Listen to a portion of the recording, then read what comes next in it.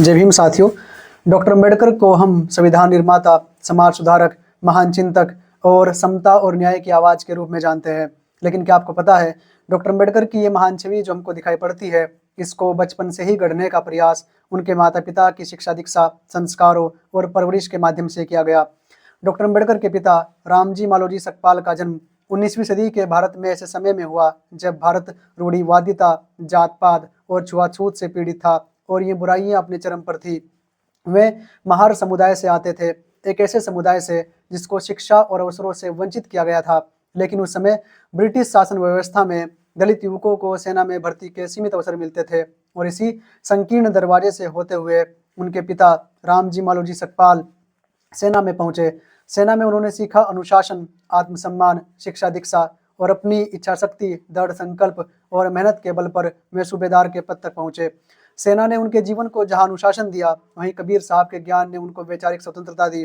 उनका मानना था कि ज्ञान ही वह ताकत है जो किसी भी व्यक्ति को अपमान से ऊपर उठा सकता है। रामजी मालोजी सकपाल का विवाह भीमाबाई सकपाल से हुआ। इतिहास में उनका जिक्र कम ही देखने को मिलता है, लेकिन माता भीमाबाई ही वह शख्सियत थी जिनका डॉक्टर अम्बेडकर के विचारों पर बड़ा गहरा प्रभाव पड़ा। उनके पिता रामजी मालोजी सकपाल जहां बालक भीम को साहस, शिक्षा और आत्मसम्मान से जीना सिखाते थे, वहीं उनकी माता भीमाबाई उन्हें धैर्य, करुणा और संवेदना के पाठ पढ़ाया करती थी। जब बालक भीम के साथ विद्यालय में भेदभाव होता, उन्हें कक्षा में सबसे पीछे बिठाया जाता और उनको पानी तक भी नहीं पीने को मिलता था, तो वे भीतर से टूट जाया करते। पर उनके पिता और उनकी माता उनकी हिम्मत बढ़ाते और उनसे यही कहते, ज्ञान ही वह ताकत है जो तुम्हारी सारी जंजीरों को तोड़ देगा, तुम्हें अपनी पढ़ाई नहीं छोड़नी है। और यहीं से बालक भीम को एक ताकत मिलती, एक हिम्मत मिलती।